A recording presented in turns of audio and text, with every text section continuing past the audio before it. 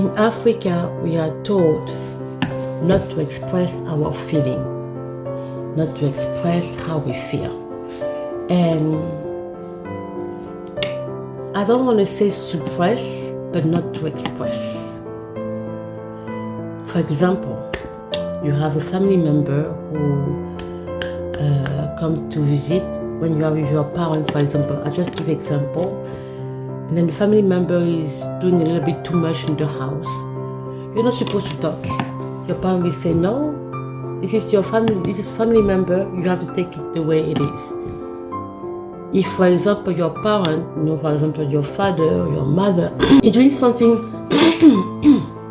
something that is not wise, okay? You're not supposed to speak. You're not supposed to say something. It's always like people makes you always in the feeling that if you talk bad, you're gonna be cursed by the parent or by the family member.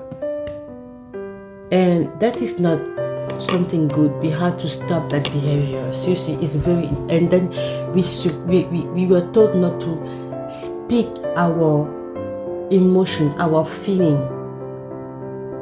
That's different with people, white people, for example.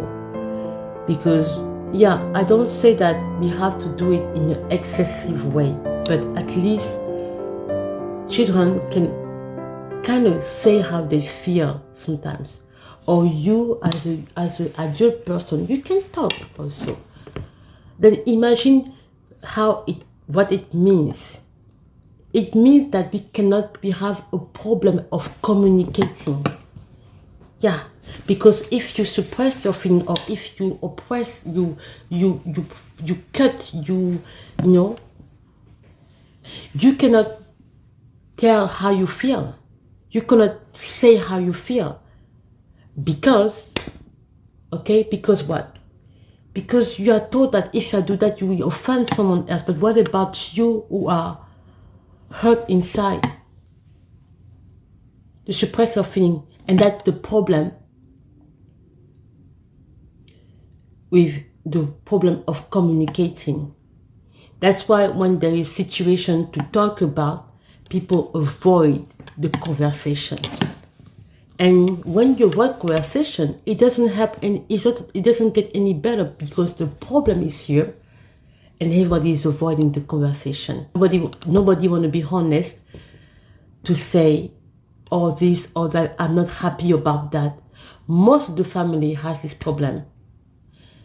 In Africa, in my country, some people have taught their children, have let their children to be free on how they feel, how they think, And that is a problem. Because if you have it, it will be with you, it will follow you, it will follow you even in your relationship. Problem of communicating.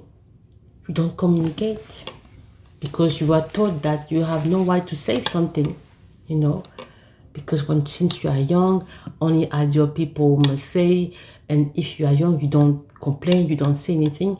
I remember when I was in high school, I had a teacher who once say, "Oh, she's always in the sky, in the clouds."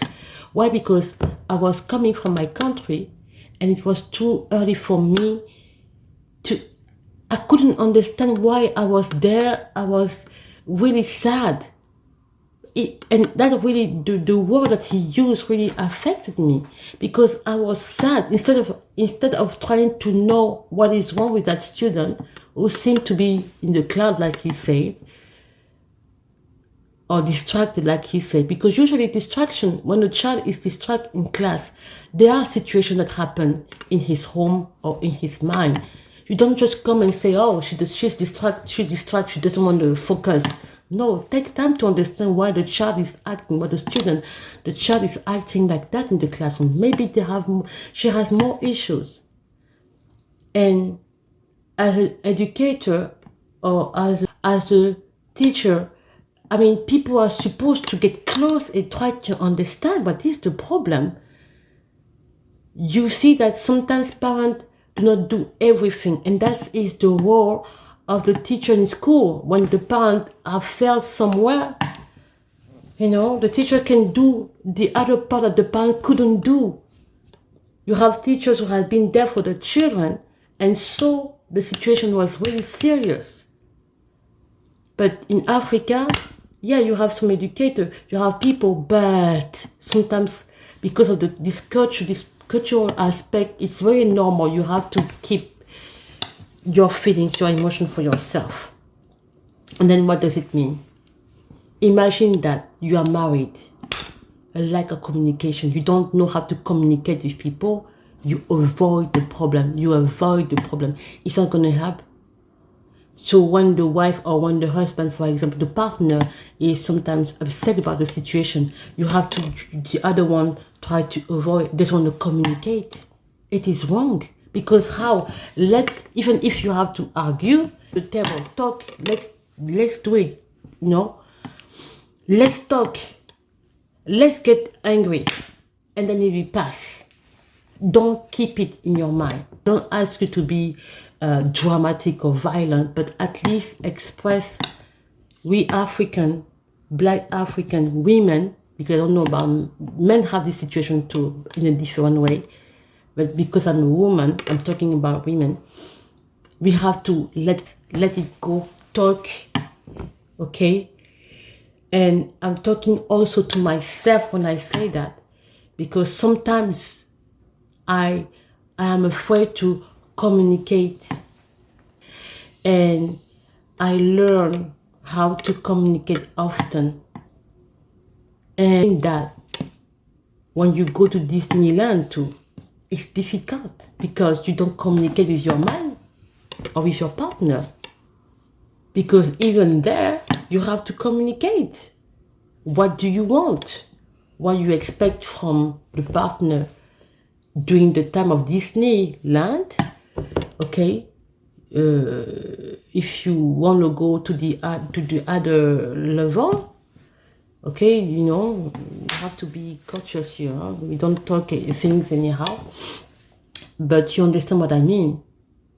You know, you have to communicate. We are not taught to communicate a lot.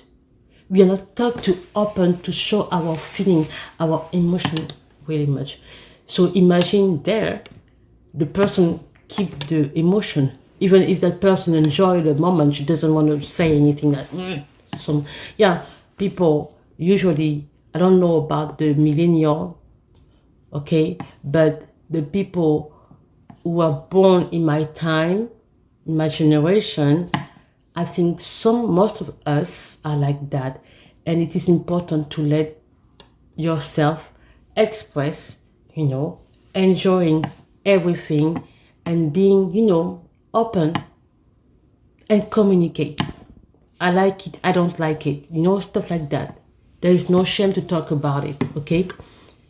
I remember when I was young, I was a child, very young. I had my neighbor, I was a child, probably 8 or 9 years old maybe. My neighbor, she was from the island, she was from the Mauritius, island Mauritius.